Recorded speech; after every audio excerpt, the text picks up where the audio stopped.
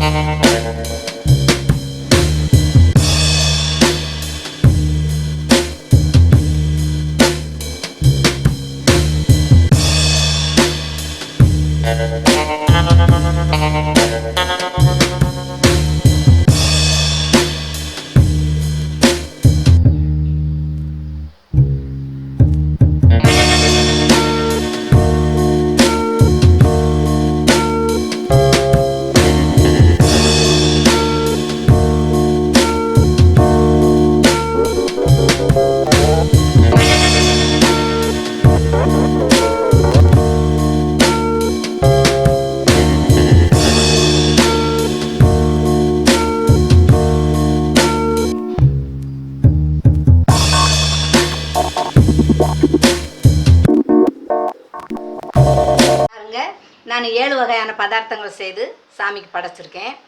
நீங்கள் அவங்களுக்கு தகுந்த மாதிரி பலகாரங்கள் வச்சுக்கலாம். இதில் ஃபஸ்ட்டில் பொங்கல், சக்கரை பொங்கல். விநாயகருக்கு சக்கரை பொங்கல் ரொம்ப பிடிக்கும், அதனால சக்கரை பொங்கல் வச்சுருக்கேன். பூரண கொழுக்கட்டை. இது அரிசி அப்பம் செய்திருக்கேன். இது பிள்ளையாருக்கு ரொம்ப உகந்தது. இது மைதா அப்பம். உளுந்த வடை. இதுவும் பிள்ளையார் சதுர்த்தி அன்னைக்கு உளுந்த வடை வச்சு கும்பிடுறது தான், அதனால் நான் உளுந்த வடை செய்து வச்சுருக்கேன். பால் கொழுக்கட்டை.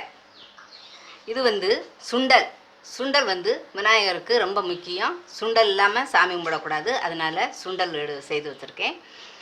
பொரி, அவல், பொரிகடலை 3 எடுத்து வச்சுருக்கேன்.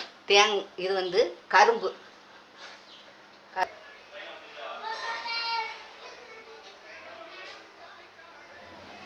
பாருங்க, இதுதான் எங்கள் வீட்டு விநாயகர் சதுர்த்தி.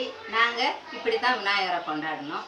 நீங்களும் நல்லபடியாக விநாயகரை கொண்டாடி இருக்கணும்னு மக்களுக்கு மீண்டும் ஒரு முறை நல்வாழ்த்தை தெரிவிச்சுக்கிறேன்.